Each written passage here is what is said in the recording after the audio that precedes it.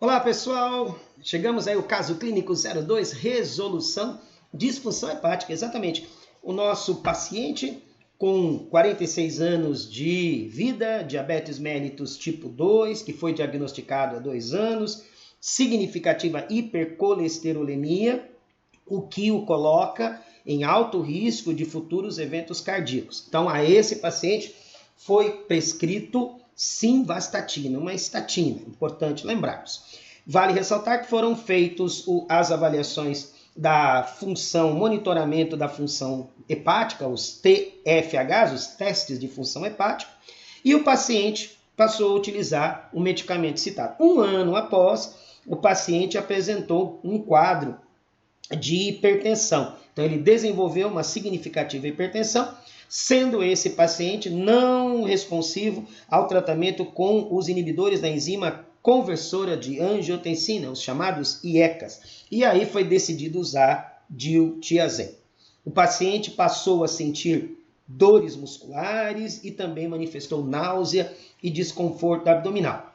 Para esse paciente foi recomendada a avaliação da albumina, aspartato, transaminase, alanina, fosfatase alcalina, bilirrubina e creatinina quinase, com alterações em relação a aspartato transaminase, alanina transaminase e a creatina quinase, a CK.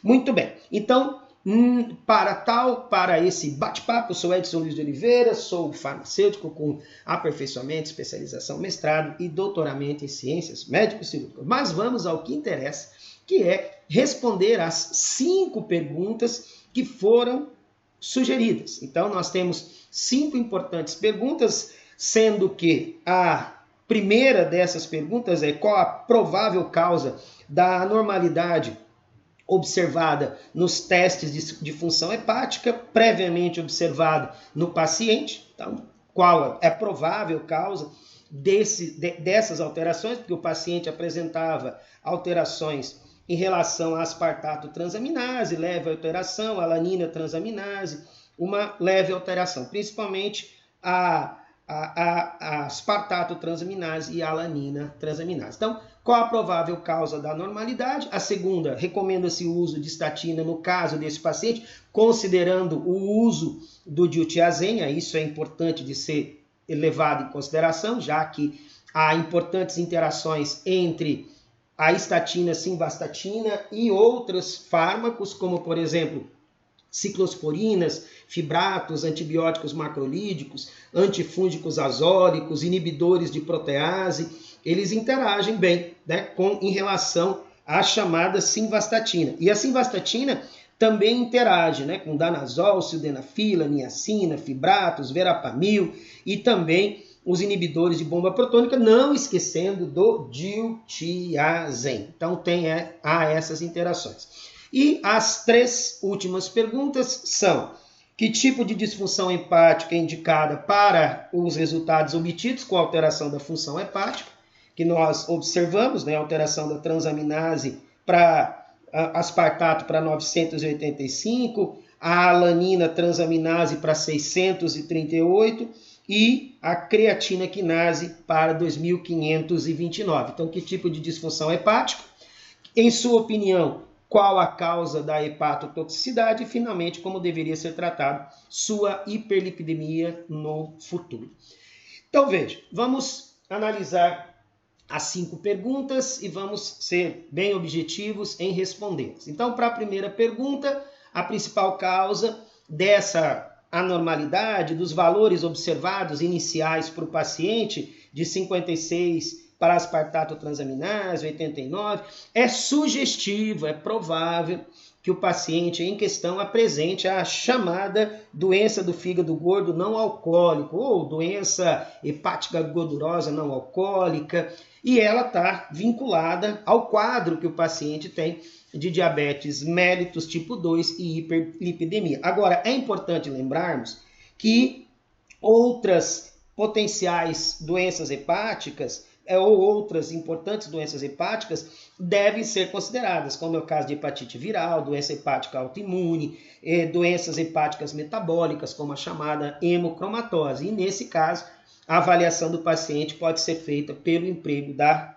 ultrassonografia hepática.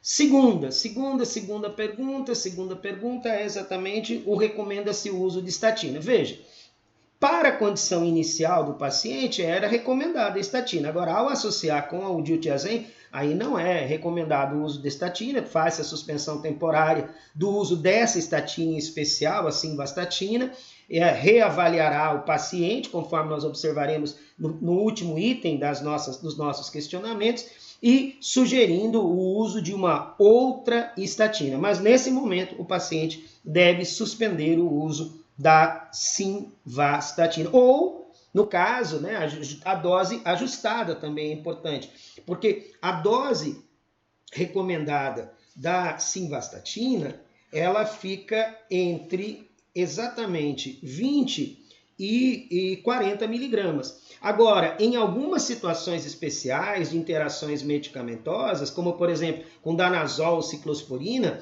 inicia com 5 miligramas e mantém 10 miligramas ao dia de simvastatina. E no caso de amidarona ou verapamil, o máximo diário de estatina que o paciente pode usar é 20 miligramas ao dia. Agora, na condição aqui apresentada de elevação das transaminases, alteração da CK, a suspensão da simvastatina é recomendado, né? Deve ocorrer. Então, a simvastatina deve ter, né, interrupção do seu emprego. A terceira pergunta é exatamente que tipo de disfunção o paciente apresenta. Então, trata-se de uma disfunção predominantemente hepática. Nós observamos alterações da transaminase aspartato, do aspartato transaminase, 985, alanina transaminase 638 e nós também observamos alteração da creatina quinase. Essa última derivada a partir de lesão muscular.